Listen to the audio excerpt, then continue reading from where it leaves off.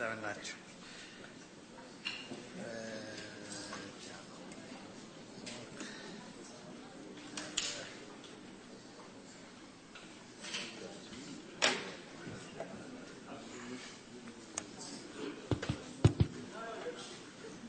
Does this work?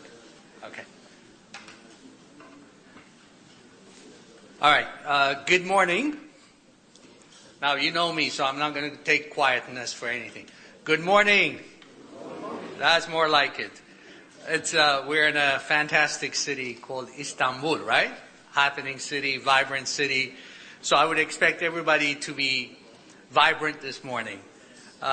Before I start, though, even though I'm from the private sector, I have to maintain protocol. So I would just say that, Excellencies, ladies and gentlemen, it is indeed an honor to be here this morning. Any excuse to bring me to Turkey, I come, right? Even if I don't get invited, I would invite myself. But luckily, I was invited this morning. I'll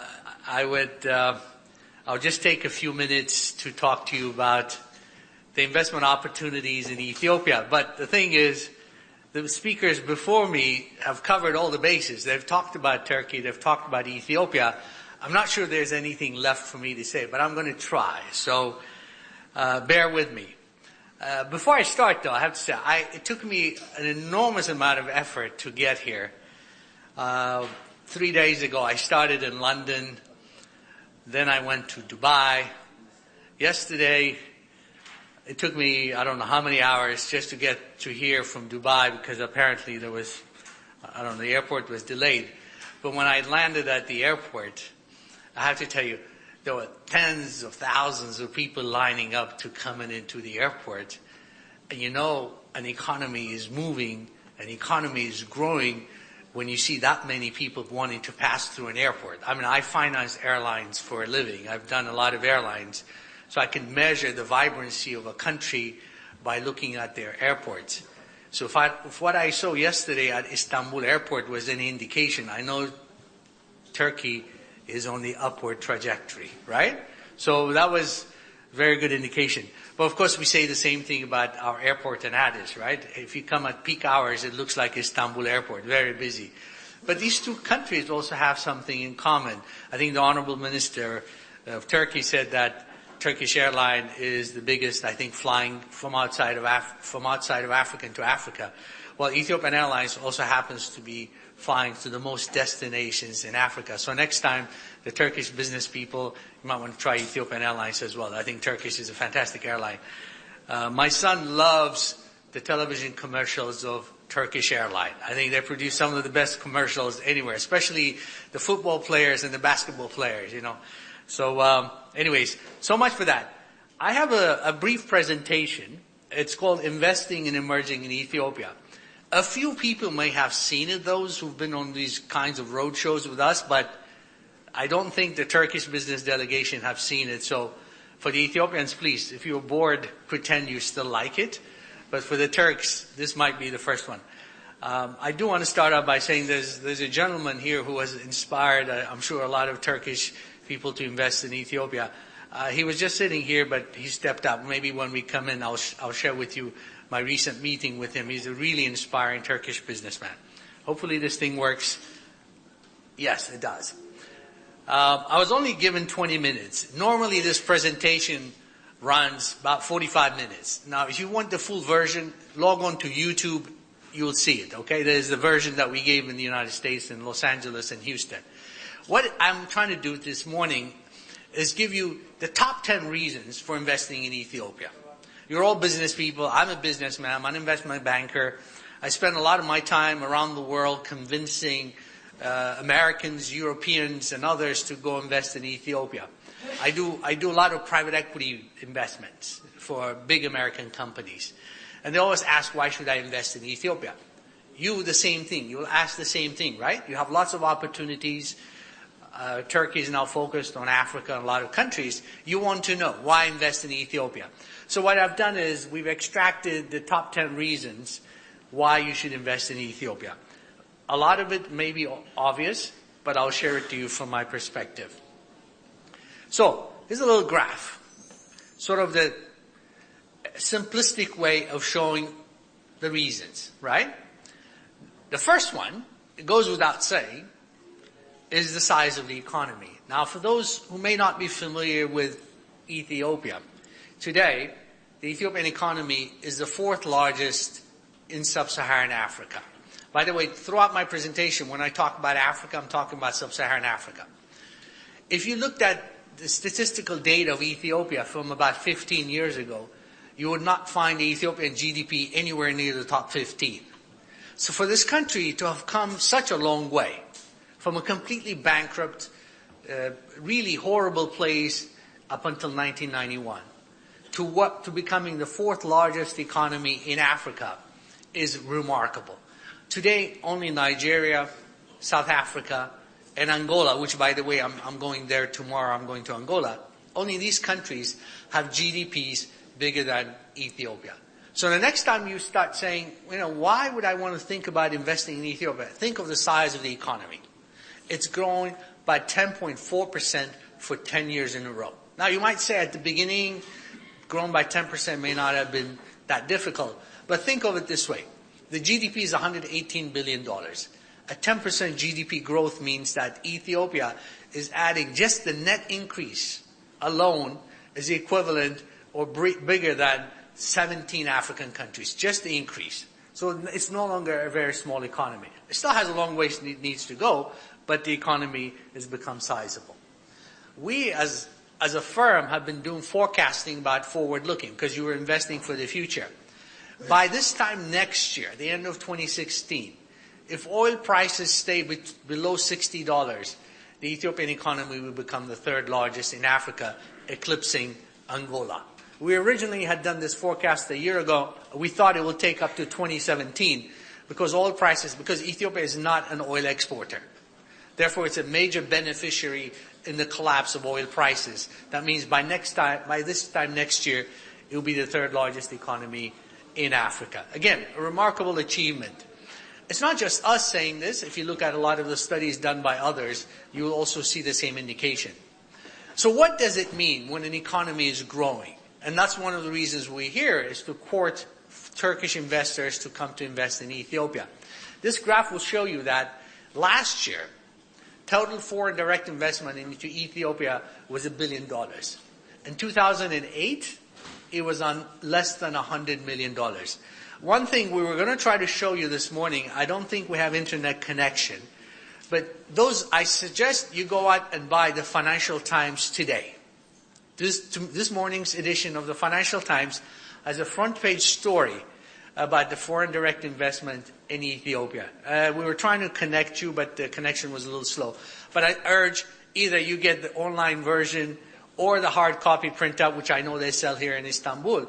You'll see even big newspapers, media houses like the Financial Times are now starting to recognize and acknowledge the big achievement of Ethiopia in attracting foreign direct investment. So the first reason, as I said, you should invest in Ethiopia. This graph shows you that Ethiopia is a creditworthy country. How do we know that? For those in the business community, which I think everybody in this room is, the big credit rating agencies called Standard & Poor's, Moody's, and Fitch has rated Ethiopia at B, which is equivalent to Kenya. Again, Kenya has been added for 20, 30 years as a starting rating for a country. We think B is good. Again, it gives you an indication. But also, when you invest in a country, you want to see balanced growth. I spent many years around the world. I grew up in the United States, and then later on I spent 6 years working in Brazil and Argentina and Latin American countries in the 1990s. One of the things we did as Americans going into Latin America is, if we don't feel like there is participation, broad-based participation by the public of the country, you should be very concerned. That means there is no political and social stability. In the case of Ethiopia, the growth figures I showed you earlier is being reflected in the distribution, fair and equitable distribution of wealth, as measured by the reduction in poverty. Today, Ethiopia has one of the lowest levels of poverty in Africa, 29%. Now we can put it in quotation, it's 29%. In the context of Ethiopia, 94 million, that seems. But the average for Africa, as you'll see in the graph, is 38%. So it's even lower than the African average. Again, wider distribution. Income, again, as measured by what we call the Gini coefficient, which is a good measurement of wealth distribution, still shows that fair and balanced growth is being reflected in the economy. Education. We always ask, when I grew up in the United States, I always asked, and I was born in Ethiopia. Growing up in the U.S., I said, how come the Americans and the Europeans continue to be wealthy countries? It's because they educate their people. One of the challenges in Africa today is we don't educate enough of our people. In the case of Ethiopia, education is made widely available. As you can see, for example, 20 years ago, there was only 2 public universities in Ethiopia. Today, there are 32. And by the next few years, there'll be more than 40. Again, education. You as an investor, that means we'll be getting highly educated workforce. Reason number 2, and I'll speed it up as we go along. Demographics. This is also touched on earlier. You see this graph is inverted. In some countries, it's the other way around. You have an aging population. In Ethiopia, 94 million people, very young. Very, very, very young. The median age is 20. That means there's a large labor pool that manufacturers can tap into. Investors and infrastructure can tap into. Very large. Some European countries. I always joke about the Italians because I'm married to an Italian. If you look at the Italian graph, it's inverted. They have an aging population. If you look at the Japanese or some other countries, that means they're having a very difficult time attracting workforce. Whereas in Ethiopia, you have a very young workforce. One of the things that I always find interesting is, okay, so we have a young population. Are they healthy? Are they living longer? You invest in your people, but if they drop dead very quickly, it won't do you any good, right? How do we measure that? Well, the average life expectancy in Ethiopia is 63. And just reflecting to myself, you see I have a little gray hair now. I didn't have any gray hair when I started coming to Ethiopia 16 years ago. At that time, the average life expectancy in Ethiopia was 42. At that time, I was 41. So I thought I'll drop dead a year quicker. Now it's 63, so I have a few more years to live in Ethiopia. All joking aside, as an investor, this is a good indication. Look at some of these other countries. South Africa, which is always referred to as the most advanced economy in Africa, the average South African drops dead at 56. 7 years younger than Ethiopia. It should give you an indication that the wealth, the education, the healthcare system in Ethiopia is obviously delivering compared to even some of the supposedly. Angola is 52. 11 years younger, they drop dead. And Kenya, which is also usually referred to as one of the most advanced economies in East Africa, they die younger than the average Ethiopian. So as an investor, this should give you an indication that your workforce will be healthier, will be around longer than almost anywhere else in Africa. Reason number 3. As I said, when I was driving from the airport yesterday, I haven't been in Turkey in about 7 years, okay? So when I was driving through the airport, I see a lot of construction, lots of new buildings, even this morning coming from the hotel. That's a sign of a vibrant economy, rapid urbanization, new buildings coming up. Well, you see a lot of that in Ethiopia. Those of you who have been to Addis, we normally refer to as the construction capital of Africa. I think the Honorable Minister of Turkey earlier mentioned that one of your companies is actually building one of the major railways in Ethiopia. There aren't very many countries in Africa that are doing that. So urbanization is helping contribute to the growth of Ethiopia. Today it's one of the least urbanized countries, but our studies and many others will tell you that over the next several years, Addis and a lot of Ethiopian cities will be highly urbanized, which means it brings prosperity. It has its own challenges, but also brings in a lot of prosperity and change in lifestyle. So now when you come in and you're looking as an investor for places to invest, as any businessman, you want to minimize your costs, right? You don't want to invest in cities. As I said, tomorrow I'm going to be in Luanda, Angola, which was last year rated as the most expensive city on earth in Angola. The same study, you'll see here, has rated Addis Ababa, which is the capital city of Ethiopia, as one of the least expensive places to do business in Africa. So you as a businessman, you see urbanization happening rapidly, very good, you have lots of opportunities, but you also happen to be headquartered, if you set up your business in Addis, to be based in one of the least expensive cities in the world. This is an annual study done by a consulting firm called Mercer, very respected company. They put this out. Investors look at these things, but urbanization. One of the things also I see in Africa, I do deals every day in Africa, across the continent. There are one major city almost anywhere in Africa, and there's nothing else. Urbanization is not balanced. In the case of Ethiopia, studies that we've done or forecasts that we've done and others have done, you're going to see multiple urban centers throughout the country. Part of it, I suppose, is the result of the federal system that requires balance, but it's also natural growth. When you have 94 million people. One of the advantages the United States has always had is a big continent. You don't have just New York. You have LA, Houston. They've built urban infrastructure throughout the United States. I think the same model is starting to happen in Ethiopia, or will happen in the next few years. Reason number 4, and I think this is probably, I was told by the organizers, there are 2 sectors that is of most interest to the Turkish delegation here. One is manufacturing. Our forecast shows that over the next 10 years, by 2025, there will be 4 major manufacturing hubs in Africa. South Africa, Nigeria, Kenya, and obviously Ethiopia. There's lots of reasons why Ethiopia, you would never have considered Ethiopia 10 years ago as a manufacturing hub, but there are good reasons. There are lots of opportunities. I don't know if the owner of Aika Addis is here. Oh, there is the gentleman. This is the person I was looking for, okay? I have to tell you, he's a very inspiring man. I recently met him right after the president of Turkey was in Addis. So afterwards, we chit-chatted. I was so impressed. I tweeted about him. I don't know if you saw the tweet. We got a lot of retweets, by the way, okay? What impressed me is his determination, the size of his investment, right? And how one of the ways I measure the magnitude of investment is how much jobs it creates. So I was asking him, I said, how many people do you employ? And I think the minister said first 500, but he corrected himself to 8,000. He employs 8,000 Ethiopians. That is an amazing achievement. Not only are they 8,000, 80% of them are what? Women, right?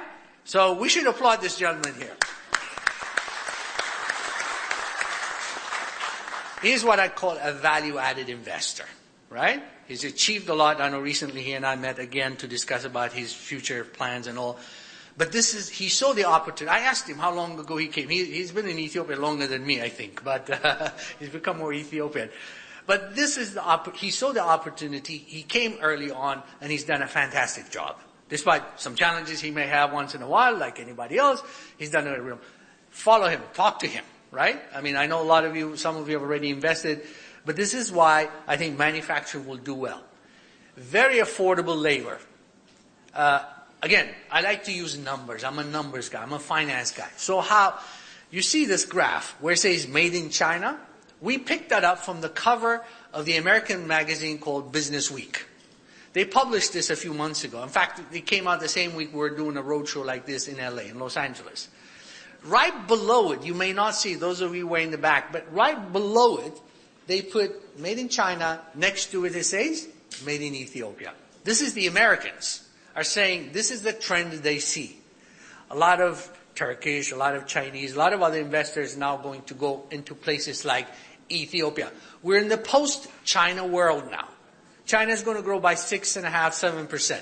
So the next time you think of manufacturing, think of Ethiopia. Labor cost, as you see, is one of the lowest in the world. I know it's a double-edged sword. You need to pay your people. But in China and other places, it costs $600 a month for manufacturing.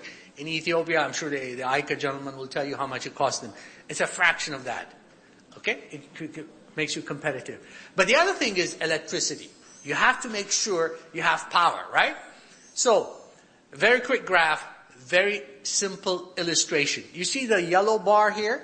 You can barely see it. It's by design because it's so small.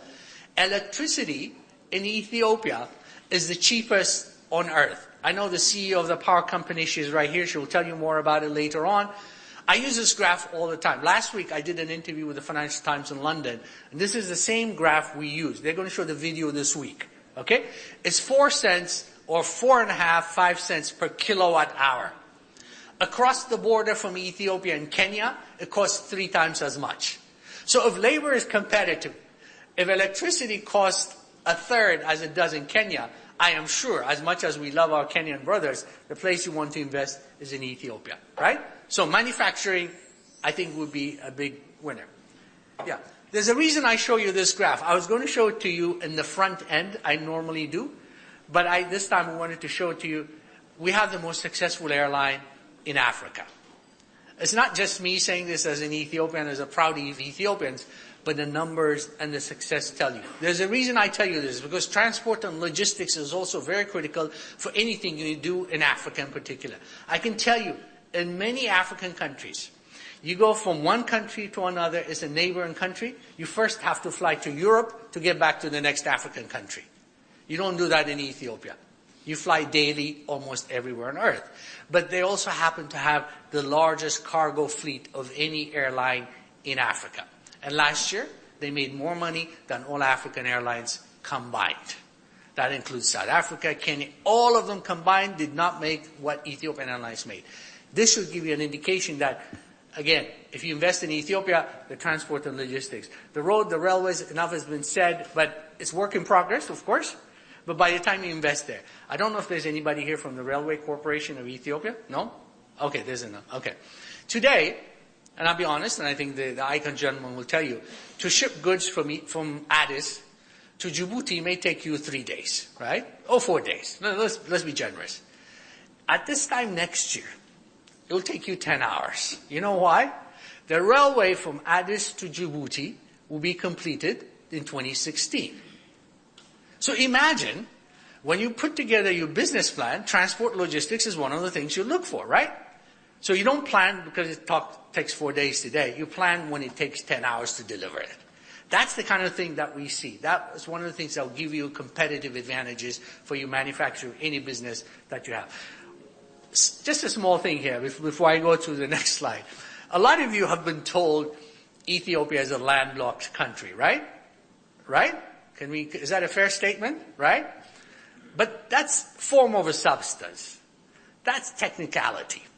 The reason I say that is, today, the largest merchant fleet on the African continent is owned by Ethiopia.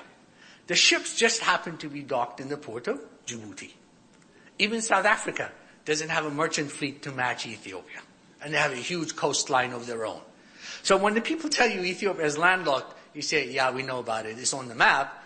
But from a business perspective, it shouldn't make any difference to you. Because you have a very reliable merchant fleet based in Djibouti owned by Ethiopia. Fifth, infrastructure. I want to show you one graph simply because we've done the forecast. We've benchmarked the infrastructural needs of Ethiopia to many other emerging economies. And we believe over the next 15 to 20 years, there will be about $100 billion worth of infrastructural needs and opportunities. Now, would all of them happen? Perhaps not, but that gives you an indication. Power, I'll skip these graphs. When the CEO of the power company is not in the audience, usually I use this graph as well, but she'll cover this in her presentations. Enormous opportunities in the power sector. Everybody asks about that. Again, I'll skip this, except to say the World Bank has done a study that says that by 2023, Ethiopia will be the largest exporter of electricity in Africa. $1 billion a year. Again, it's a remarkable achievement when you think that.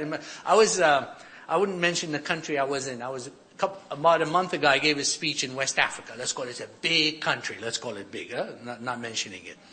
We're having a conference in a place like this, beautiful place, in a hotel, 5-star hotel.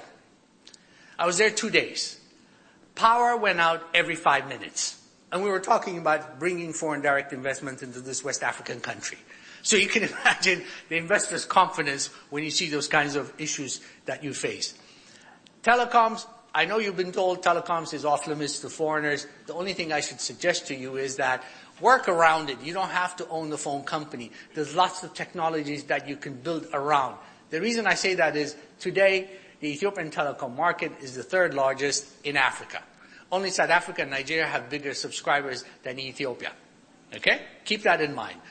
By this time next year, 2016, if everything goes according to plan, only Nigeria will have a bigger mobile telecom market than Ethiopia.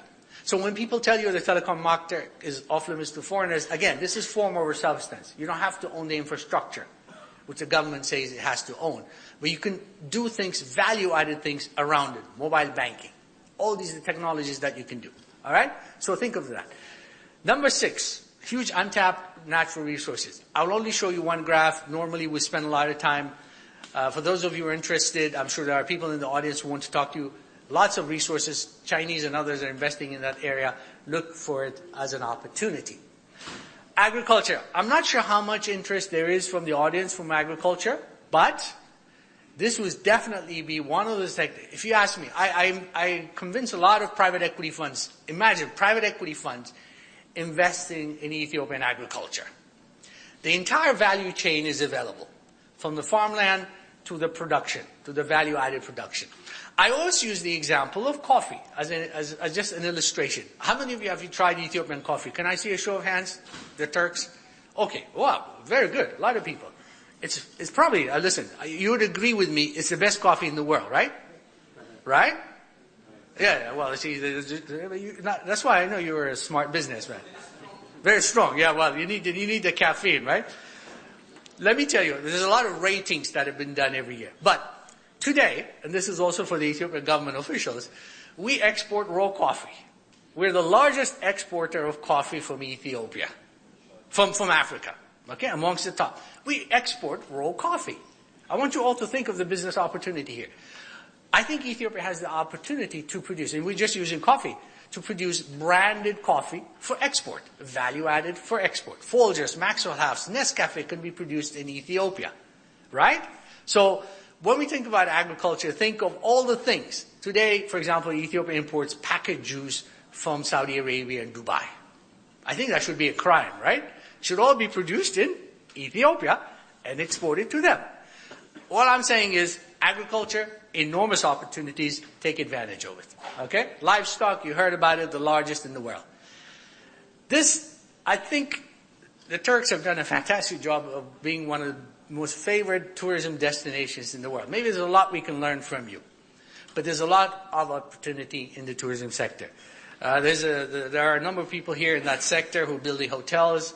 I know a good friend of mine and a businessman here is very successful, and he's building 2 Marriott hotels. And Hilton, maybe soon, right? You see all these American chains? They're all building new hotels in Ethiopia. American branded hotels. Sheraton, Marriott, Hyatt, all the other things. Maybe we bring in a Turkish branded hotel chain. But the opportunity in the tourism sector is enormous. Now, finally, the operating environment. I think I loved the comment that your minister made when he was standing up here, that before and the after that he was talking about. Remember, he said before he came to Ethiopia, he had a certain impression. After he went back from Ethiopia, other than the weather and the nice people, he was. Here's what you hear about Africa. Like, remember the old days in 2000, The Economist magazine had it on its cover, the hopeless continent, right? That image stuck for a lot of while, but that has changed. We have to admit in Africa there is challenges. But I want to show you what the World Bank says about doing business in Ethiopia, the operating environment. Because you as a businessman want to know, is it a place you want to invest? So every year, the World Bank comes up with what's called the Doing Business Guide. They rank 189 countries, including Turkey, by the way. It's in there. You'll find Turkey in there. According to the World Bank, it's easier to do business in Ethiopia than 82% of the African countries. In fact, if we take out the small countries, the World Bank says only South Africa's operating environment is better than Ethiopia, than the bigger economies. That's not me saying this. This is the World Bank that does this global survey. So next time people tell you it's difficult to do business in Ethiopia, yes, there are challenges, we all admit, but scientifically, or at least in a transparent way, when it's rated against 189 countries, and more specifically against African countries, which is what it's competing against, the World Bank says it's doing good. I'll be the first to admit we need to improve the operating environment, but then again, we're better than 82% of the African countries. Okay? So keep that in mind. We've also done studies that reconfirms what the World Bank says. And the final point, of course, the 10th reason, the number 10 reason, is strategic location. I know Turkey is located strategically. In fact, I came here with my wife and she was showing me where Turkey divides Europe from Asia, right? So you're in the perfect location. Well, I got to tell you, if you see this graph, you see where Ethiopia is located in the middle? We've done a study. 3.5 billion people are within 8 hours of Ethiopia. So when you talk about market access or proximity to the market, this is the kind of things I like. I like numbers. I like things that tell me a story, not emotional things. So if you're based in Ethiopia, you can reach half the global population within 8 hours. There are some countries that you can never reach even 100 million people from where you're based. The location, unfortunately, the way God gave them was the wrong place. I know one country which is at the bottom of the world, which is having a difficult time trading with the rest of the world. In the case of Ethiopia, proximity to the market, as measured by 3.5 billion people, should keep you in mind. Just a point that I wanted to emphasize. It's not in the top 10, but it's a very critical point, which is free market, free trade zones. I know the textile people will benefit from it, the garment.